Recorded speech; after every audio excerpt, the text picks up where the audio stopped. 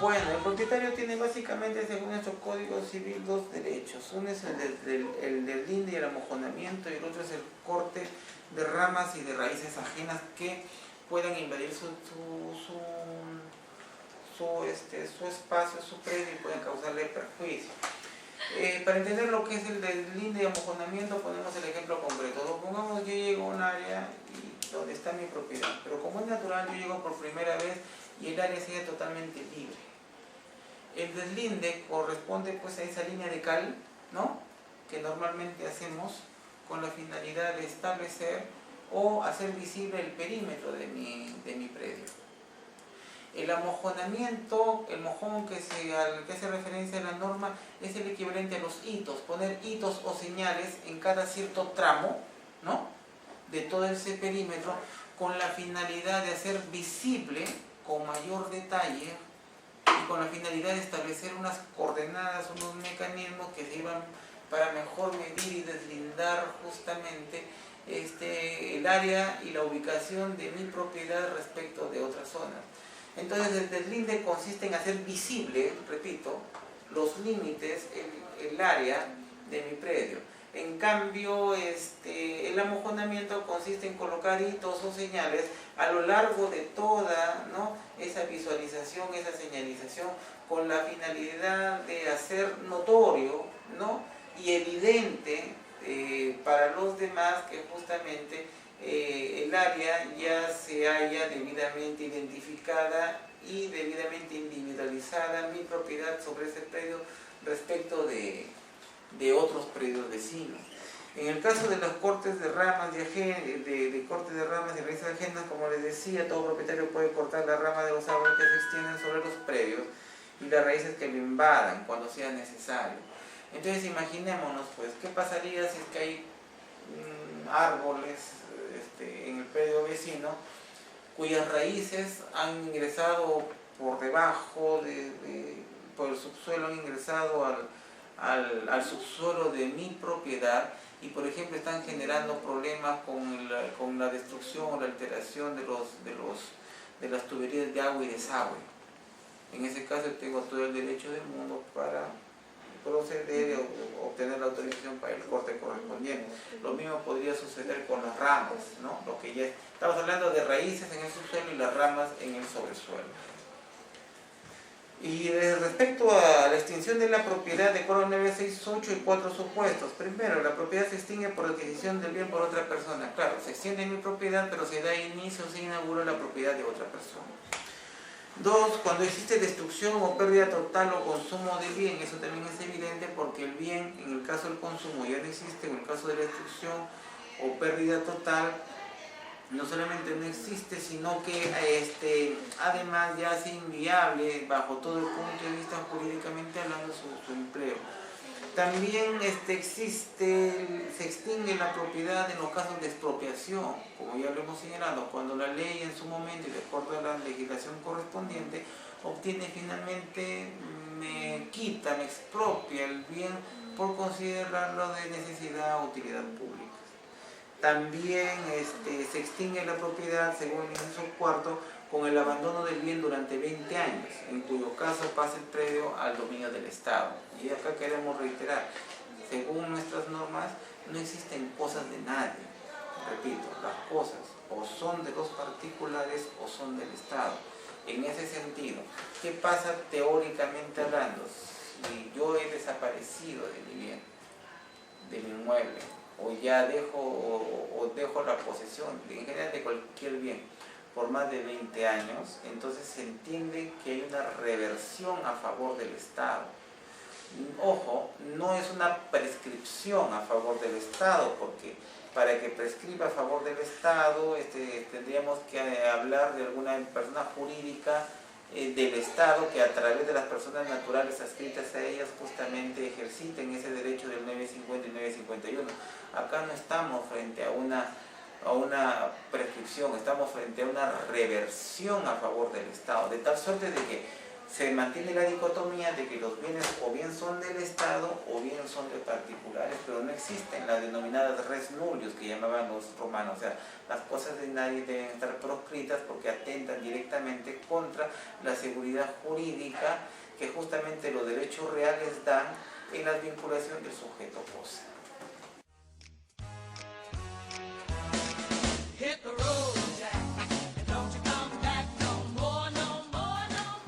Bien, cuando hablamos de la copropiedad, hablamos frente a una situación que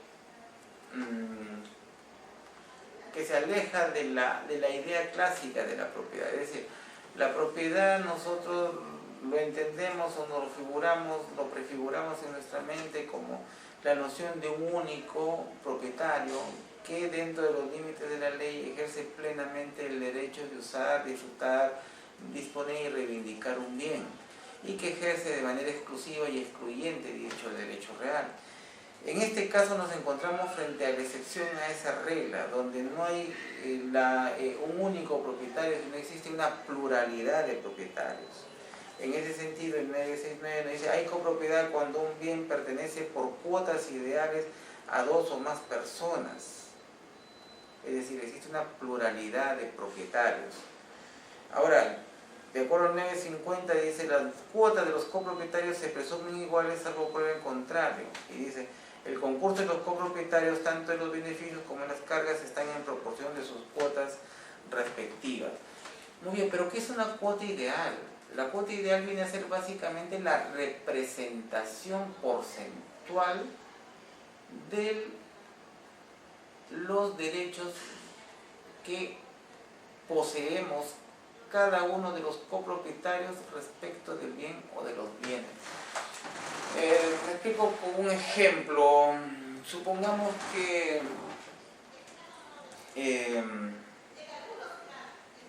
quiero adquirir esta oficina, pero lógicamente me piden, digamos, unos $80.000 por la oficina. Si ese fuese el caso, lo normal sería es que yo pague solo los $80.000 y me constituyen propietario único, exclusivo y excluyente de esta oficina. Pero como que resulta que no tengo esa suma de dinero, entonces me veo obligado a vincularme con ustedes dos. Entonces, en este caso, Edgardo aquí se coloca, pone unos $30.000, Fiorella coloca $20.000, ¿no? Y Carla pone otros 30.000 y 20.000. Ahí tenemos, ¿qué cosa? Ahí tenemos los $80.000 que nos piden. El asunto es que ya no existe un único propietario, sino existe un concurso de copropietarios, donde los montos van a ser equivalentes al 100%. Y al hacerlo equivalente al 100%, entonces mis 30.000, como los 30.000 de Carla, como los 20.000 de Fiorella, van a significar un porcentaje cuya sumatoria va a ser equivalente al 100% del total de las cuotas ideales, que vienen a ser la representación matemática de todo el bien,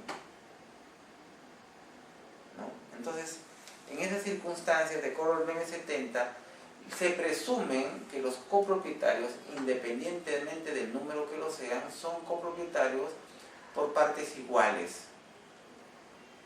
salvo prueba en contrario. En este caso, si no hubiese contrato, si el contrato no existiese, entonces tendríamos que presumir que los tres hemos pagado la misma suma y que nuestro porcentaje de cuota ideal sería 33.33% para cada uno de nosotros. Pero como existe el contrato y sabemos cuáles son los montos, entonces las cuotas ideales van a variar. Pero la presunción es de iuris tantum, es decir, admite prueba en contrario. En ese sentido también, todo bien genera potencialmente ganancias y también genera, no necesariamente pérdidas, pero sí gastos. Muchas veces pérdidas o gastos de conservación.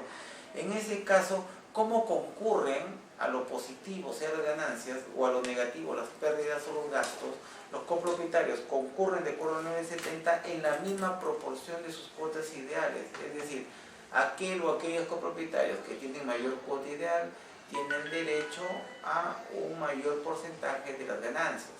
Digamos, del resultado del alquiler del inmueble, o como resultado de la venta de la cosecha de un terreno destinado para el cultivo. ¿Se me acuerda? Por el contrario, si se tratase, por ejemplo, de ese inmueble o de ese terreno de cultivo pagar los impuestos a la SUNAT atrasados, o si ha habido, por ejemplo, un fenómeno del niño que ha arrasado ese terreno de tal suerte que lo ha dejado inhabilitado y que necesita limpieza y eso cuesta, entonces concurriremos los copropietarios de una manera proporcional a nuestras cuotas ideales. Luego, si yo soy el copropietario con mayor porcentaje de cuota ideal, si hay una ganancia, pues entonces yo tendré en esa misma proporción la ganancia. Si en la copropiedad, supongamos que yo tengo el 70% y Carla y Fiorella tienen el 15 y 15, entonces supongamos y alquilamos este departamento en 1000 soles, yo tendré derecho a 700 soles y Carla y Fiorella tendrán derecho a 150 respectivamente cada uno. Pero ¿qué pasa si es que la SUNAT nos notifica de que debemos 1000 soles por algún concepto de algún impuesto dejado de pagar? En ese caso, también en la misma proporción, yo tendré que apuntarme con 700 soles para cancelar esa deuda, como también Carla y Fiorella tendrán que hacerlo con 150 soles cada una de ellas. En ese sentido, el manejo de las cuotas ideales es similar al que se realiza respecto de las acciones en las sociedades anónimas reguladas por la Ley General de Sociedades.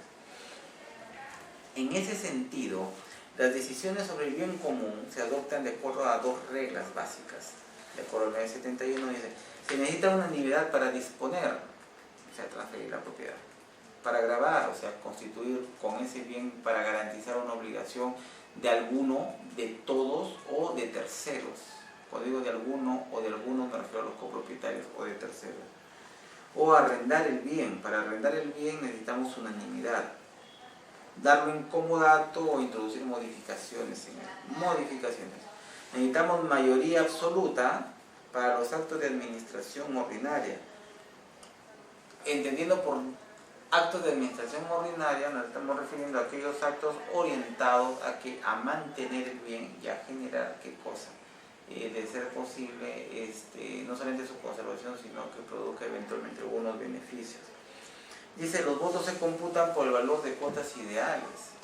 Es decir, si estamos en la proporción respecto de este inmueble, de este departamento, de esta oficina, de un 70, 15 y 15%, entonces, y se trata de un acto de administración y viene la pelea porque si esta oficina lo vamos a pintar, ¿no?, las paredes de celeste o de crema, entonces yo tomo la decisión con el 70% de que se pinte de celeste y tendrán que pintarse de celeste. Como es un acto de administración diaria, por ejemplo, acá se trata de hacerlos, por ejemplo, ¿no?, de las reparaciones. Ese baño ya está muy viejo, está con desperfecto, tenemos que cambiar el baño desde mi punto de vista con un baño con ciertas características, con un lavador o un lavamanos con ciertas características, ¿no? Y un water también con determinadas características, quién sabe, cambiar también la terma del baño, en fin. Eso es un acto de administración. Entonces, hay conflicto entre ustedes y yo respecto de qué tipo de equipos o de bienes vamos a emplear para el equipamiento del baño. Entonces la decisión la tomo yo, predominantemente por el hecho de que tengo lógicamente el mayor nivel de cuotas ideales. Si está demasiado fragmentado, pues es evidente de que tendremos que juntarme con otros copropietarios para sumar más del 50%. ¿Qué pasaría si yo tengo el 50% y Carla y Fiorella tienen 25 y 25? Si hay un empate, entonces tendremos que irnos al juez para que a través de un proceso sumarísimo pues se tome la decisión, adopte el juez la decisión de quién de los dos tiene razón. Respecto, vuelvo a repetir, de actos de administración ordinaria. También es cierto de que si somos copropietarios podemos coadministrar conjuntamente el bien, pero si eso no es posible, entonces es interesante de que nosotros también podemos solicitar la designación de un administrador judicial, que puede ser cualquiera de nosotros o puede ser un tercero, o también puede haber pluralidad, puede ser administradores. Y la ley tampoco impide de que algunos administradores podamos ser copropietarios y otros sean terceros. Lo importante es entender de que las decisiones de administrar el bien deben de adoptarse para que sean elegidos copropietarios o terceros aquellas personas que tengan pues las cualidades morales y profesionales para que administren de la mejor manera el o los bienes sujetos a copropiedad. Eso es cuando nos ponemos de acuerdo respecto de la administración judicial, pero sin embargo, por ejemplo, el 973 nos habla del administrador de hecho, ¿no? Del administrador de hecho. O sea, la administración puede hacerse convencional. Si es convencional, nos ponemos de acuerdo quién lo realiza y ese asumirá ese cargo. Si no nos ponemos de acuerdo, tendremos que irnos a la vía judicial a fin de que se designe quién. Pero también puede darse otro caso, como se establece acá. Supongamos que seamos 3 copropietarios, Carla, Fiorella y yo, Edgardo, y resulta de que Carla y Fiorella se van al extranjero. Y acá queda un conjunto de bienes que tienen que ser administrados. Ellas, por problemas personales, se niegan a contestar a mis llamados o a vincularse conmigo, a comunicarse conmigo.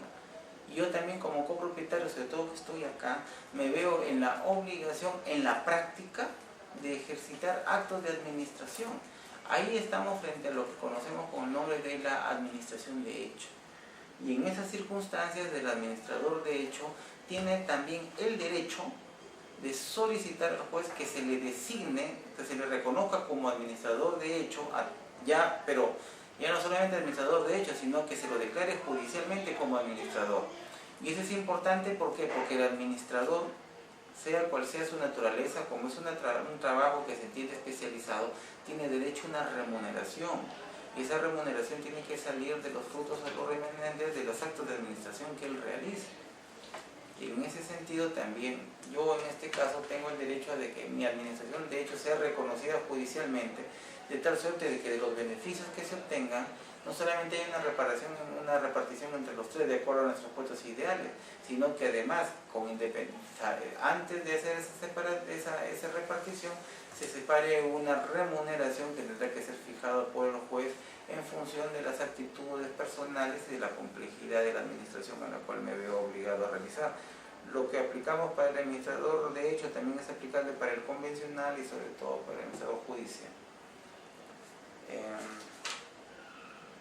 En común.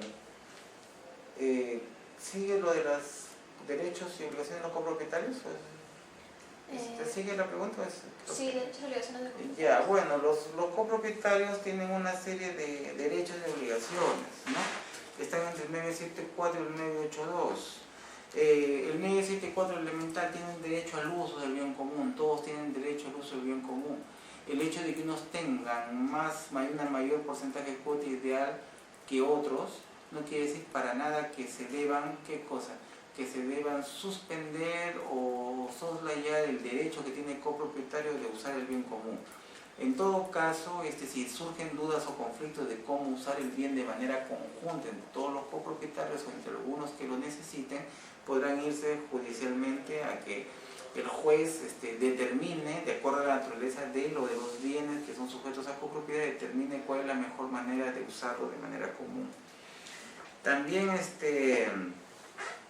necesario de que si uno de los copropietarios usa exclusivamente el bien para su propio beneficio, también es derecho de los demás copropietarios exigir una indemnización adecuada a las circunstancias al fin de verse resarcidos por esa situación.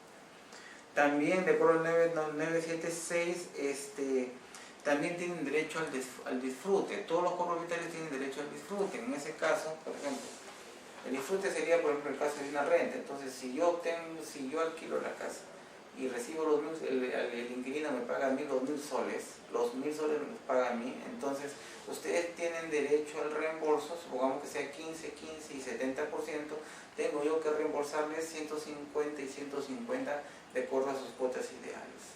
Y yo quedarme con los 700 soles. Debemos reembolsarnos proporcionalmente los derechos obtenidos. También vamos al tema de la disposición de la cuota y de los frutos. Cada copropietario puede disponer de su cuota ideal y de los respectivos frutos. También puede constituir garantías sobre ellos, es decir, grabarlos. Es decir, yo como copropietario tengo derecho, esta es la fórmula. todos los copropietarios somos propietarios de todo el bien, pero cada copropietario es propietario de su cuota ideal.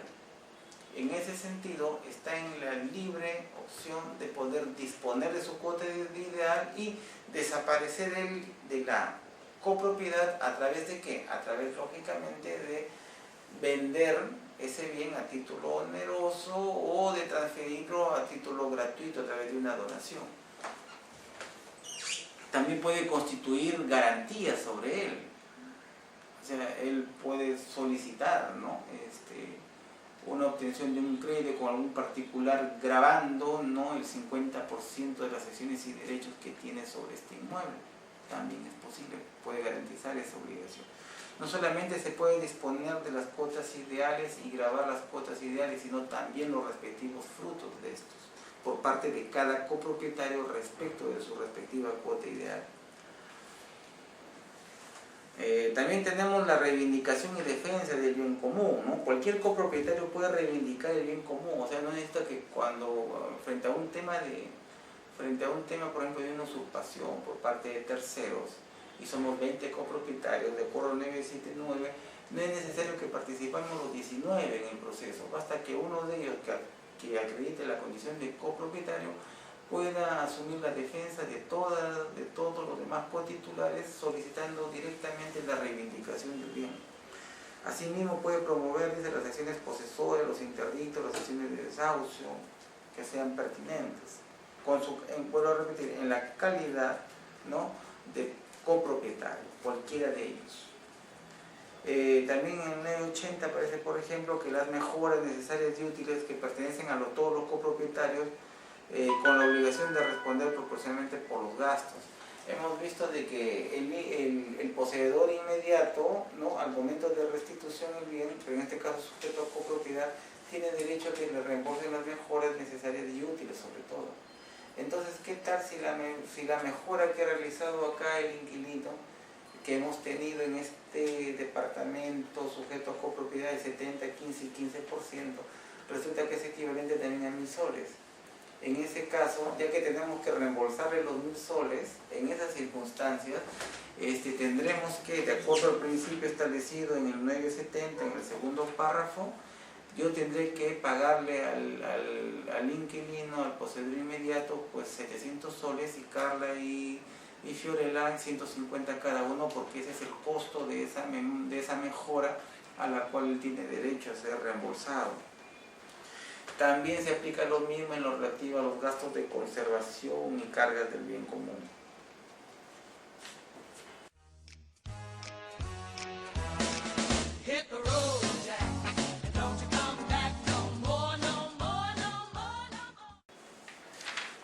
Bien, la partición viene a ser, según sea el caso, puede entenderse como la muerte o la extinción de la copropiedad. La partición viene a ser la muerte de la copropiedad, si es que se logra de manera completa.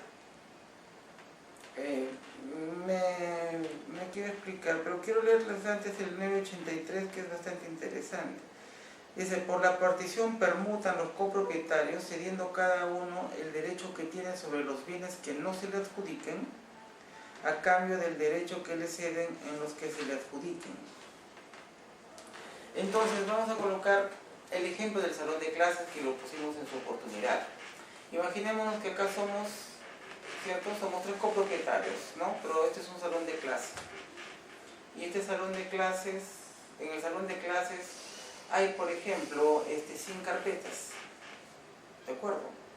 Si hay 100 carpetas, entonces, en proporción de las cuotas de 70, 15 y 15%, y gracias a Dios ya que hay 100 carpetas, entonces, ¿cuál va a ser la proporción que vamos a emplear nosotros para partir nuestras cuotas ideales?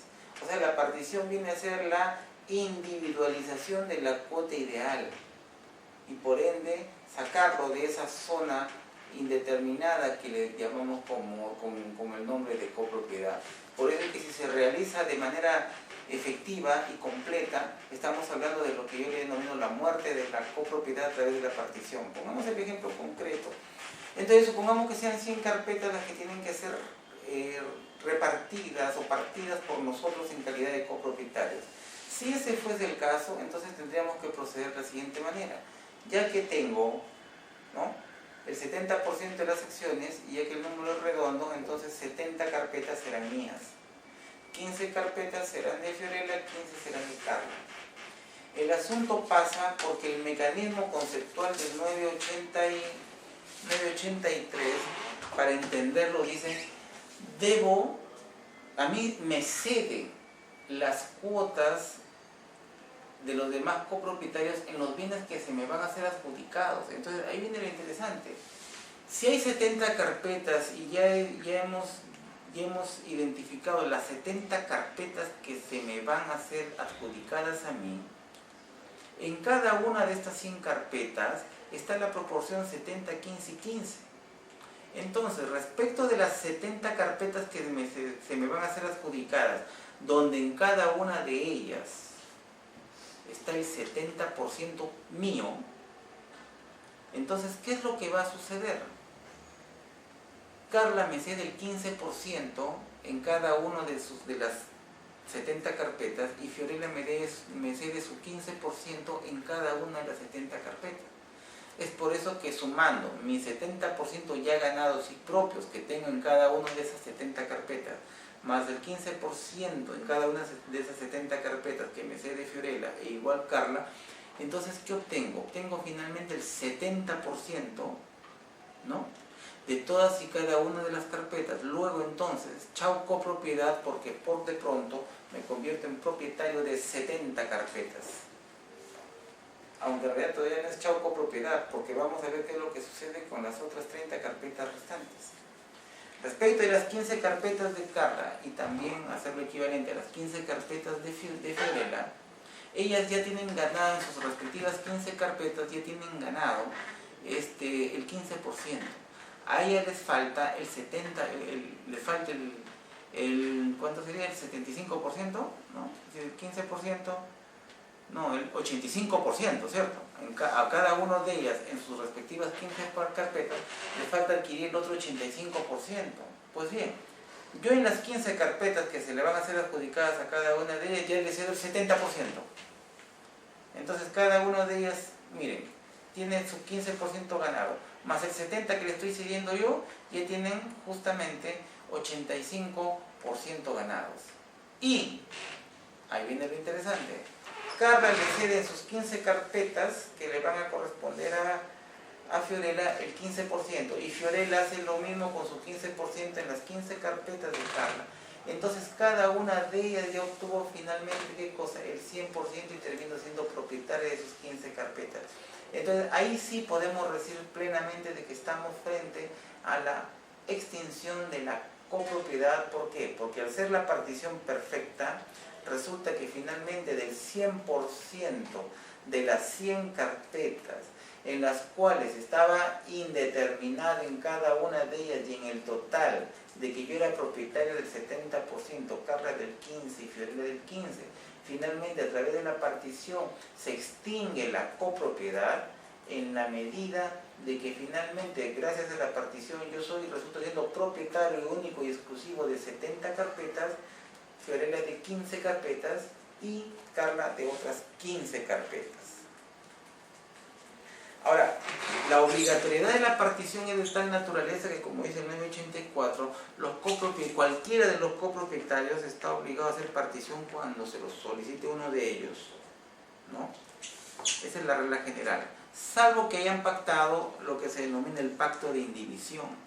Allí todos los copropietarios tendríamos que ponernos de acuerdo para adoptar por acuerdo de que no vamos a partir, y el plazo tendrá que ser de 4 años.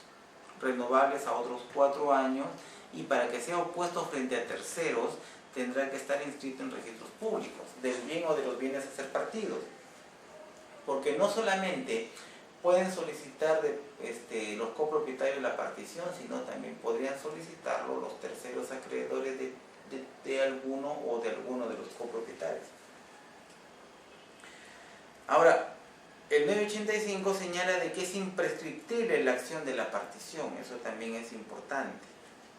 Pero aquí viene algo que no me parece de todas maneras muy coherente en el 985, dice, las acciones de partición es imprescriptible y ninguno de los copropietarios ni sus sucesores pueden adquirir por prescripción los bienes comunes. Y se entiende que no pueden adquirir el bien por prescripción porque están poseyendo también a título de propietarios, por lo menos de su cuota ideal. El tema es que como Carla, en nuestro caso, Carla y Fiorella se van al extranjero y yo me quedo acá en el Perú, yo vivo solo en esta casa. Poseo en esta casa que es de copropiedad de los tres, pero poseo en representación de la copropiedad, pero también poseo en calidad de propietario. Por eso es que el 985 dice, ninguno de los copropietarios ni sus sucesores pueden adquirir por prescripción los bienes comunes.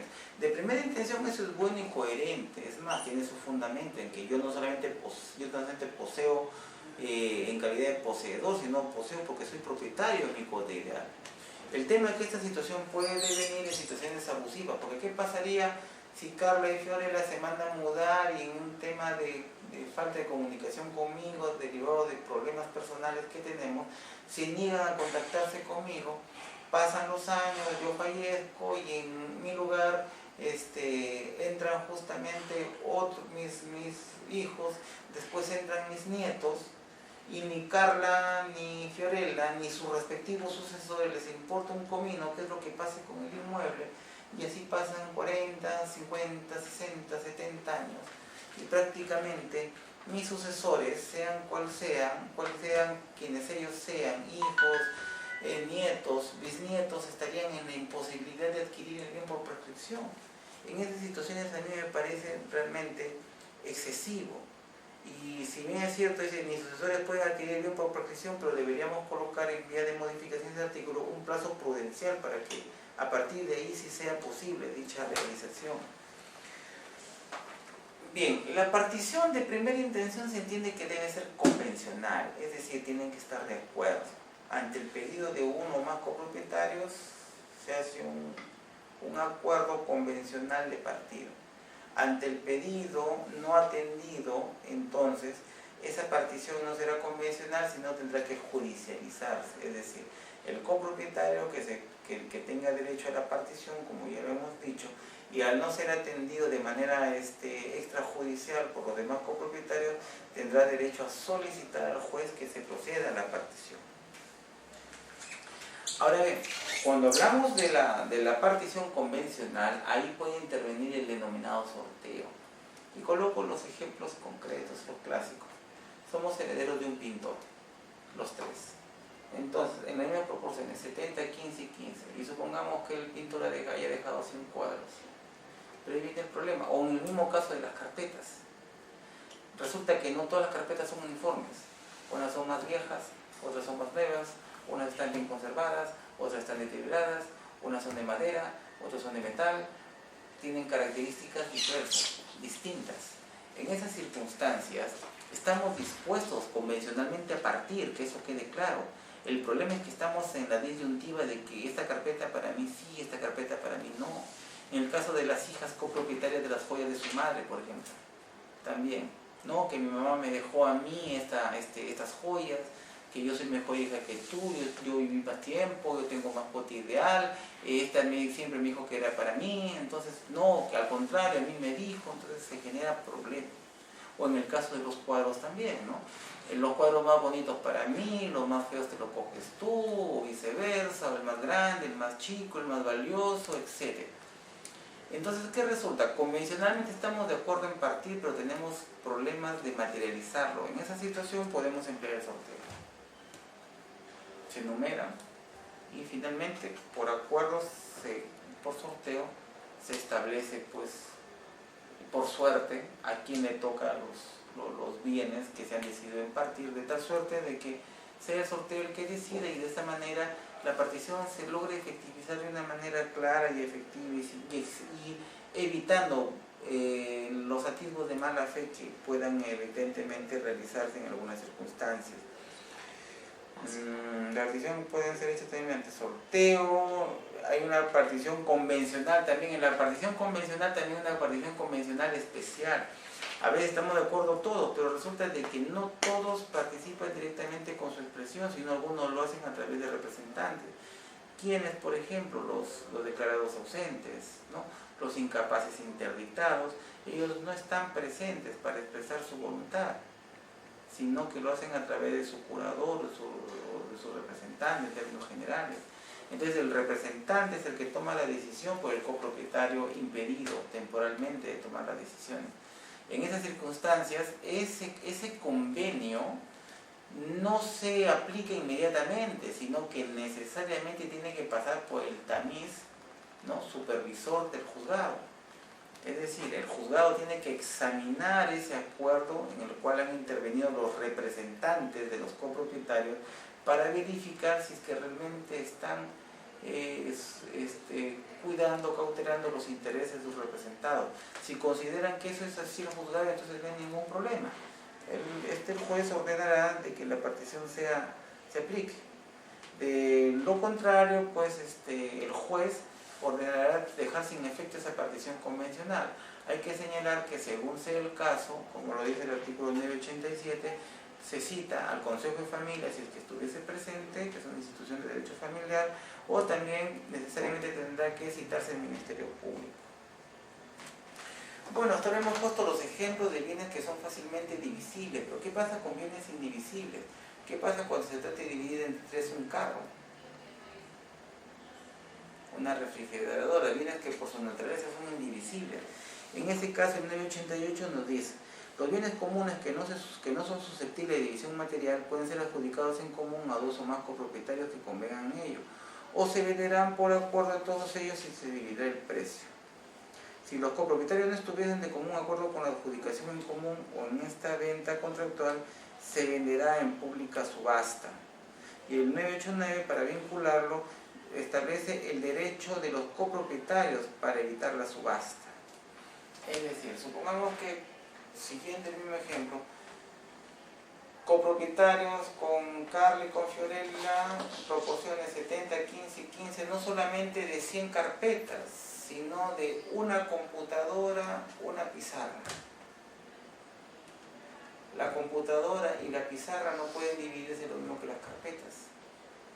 Allí surge el problema. ¿Qué pasa con esos bienes? Entonces, ¿qué es lo que sucede? La idea es que el bien, de acuerdo al 988, ¿no?, se tengan que ser adjudicados, pero en este caso, como yo tengo la mayoría, no se me van a ser adjudicados a mí solo. Entonces, ¿qué va a pasar? Tiene que pasar lo que tiene que suceder a través del sentido común. Se tendrá que proceder a la venta de la pizarra y de la computadora y hacer equivaler el monto del precio al 100% para que el dinero sea distribuido en las proporciones de 70%, 15% y 15%. Eso es lo que nos dice el 988. En pública subasta. Pero como dice el 989, la primera opción para evitar la pública subasta la tendrá cualquier copropietario que diga: un momentito, en este caso puede ser, por ejemplo, Fiorella, que diga: bueno, yo voy a comprar la pizarra. Supongamos que la pizarra vale 100, ella paga los 100 soles, pero ¿qué resulta? Ella no va a pagar los 100 soles exactos. ¿Por qué? Porque hay un 15% que es de ella. Entonces ella en realidad va a pagar 85 soles. De esos 85 soles, 70 soles irán a mi poder y otros 15 irán a poder de Carla. Y ella terminará siendo propietaria de la pizarra.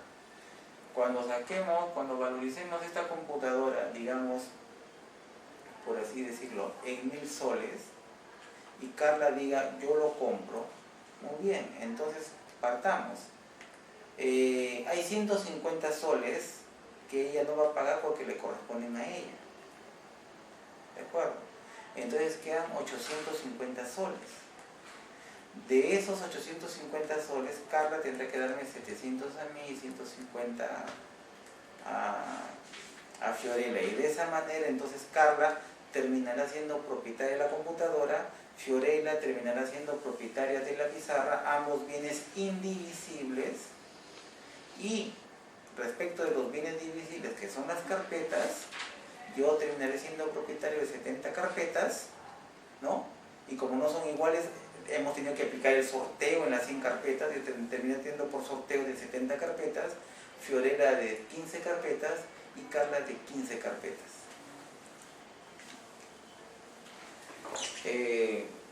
Según también lo que hemos visto acá, podemos nosotros diferir. Nosotros podemos diferir o suspender la partición. Y ahí las situaciones son distintas. Diferimos y suspendimos y suspendemos. ¿Cuándo diferimos? Diferir es cuando estamos de acuerdo en particionar, pero decimos lo vamos a hacer a partir de cierta fecha. El ejemplo clásico: somos copropietarios de un terreno que está en plena producción y está cosechando. ¿Y cuándo termina la cosecha? La cosecha termina en octubre y hasta que se venda terminará en noviembre. Entonces, por conveniencia nuestra, decimos, ¿saben qué? El terreno de cultivo vamos a diferir su partición a partir del mes de diciembre.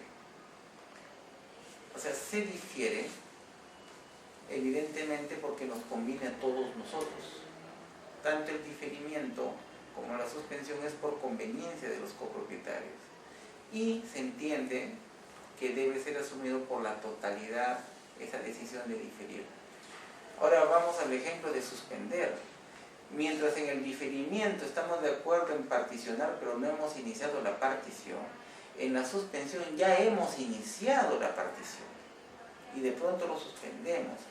Es el típico ejemplo, supongamos que Carla, Fiorella y yo somos herederos, somos de la sucesión intestada de nuestro padre, y hasta donde tenemos conocimiento, mi padre, nuestro padre en común dejó determinados bienes, los cuales hemos empezado a partir de manera convencional, y de pronto nos hemos enterado de que nuestro causante, o sea, nuestro padre fallecido, tiene en realidad otras cuentas corrientes y otros bienes. Entonces, ¿qué hacemos? Suspendemos la partición actual y se supone que iniciaremos procesos, ¿no?, de facción de inventarios a fin de que se identifiquen plenamente todos los bienes, ¿no?, que realmente dejó el causante, con la finalidad de posteriormente dejar de suspender y continuar con la partición, pero que sea realmente realista, y respecto ya no de algunos bienes que por ahora tenemos conocimiento, sino respecto de la totalidad de los bienes que nuestro padre en común realmente llegó a tener. Y finalmente tenemos las 5 posibilidades de la extinción de la copropiedad. ¿No es cierto? La copropiedad se extingue por división y partición del bien común, como lo pusimos en el ejemplo de las carpetas, o en general respecto de cualquier bien que resulte ser susceptible de ser divisible o partible. La reunión de todas las cuotas partes en un solo propietario, como también lo hemos visto. Puede ser que uno de ellos, en su derecho de preferencia, diga: muy bien, señores, ¿cuánto cuestan las cuotas ideales? Todos y cada uno de ustedes yo pago. A cada uno su cuota ideal. En ese caso, ese copropietario resulta terminando siendo propietario exclusivo. 3, por la destrucción total o pérdida del bien, bueno, eso es evidente. 4, por la enajenación del bien a un tercero, efectivamente, porque los 4 no nos ponemos de acuerdo. Ninguno de nosotros ejerce el derecho de preferencia de adquirir las cuotas ideales de los demás. Entonces, ¿qué hacemos? Subastamos el bien sujeto a copropiedad, y viene un tercero quien finalmente compra todo el bien, y en esas circunstancias también se extingue la copropiedad, porque el nuevo propietario va a ser un tercero, ya no ninguno de nosotros ejerciendo un derecho de preferencia, como en el caso del inciso 2. Y finalmente el inciso quinto, ¿no?, la pérdida del derecho de propiedad de los copropietarios. ¿Cómo perdemos el derecho de la copropiedad? Por ejemplo, a través de la expropiación o a través de la prescripción adquisitiva de dominio adquirido por parte de terceros.